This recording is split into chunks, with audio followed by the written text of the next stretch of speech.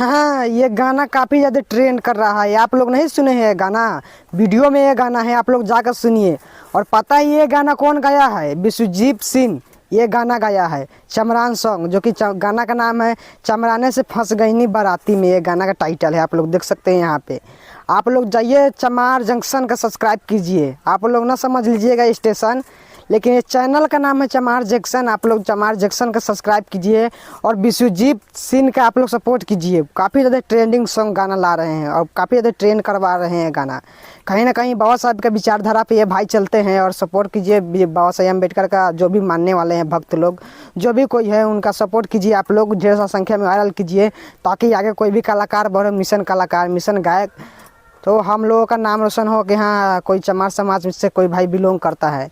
तो आप लोग जाइए इनका चैनल को सब्सक्राइब कीजिए और ढेर सारी संख्या में शेयर कीजिए है गाना, और रील बनाइएगा ढेर सारा संख्या में ये गाना। किसी नेक्स्ट वीडियो में मिले।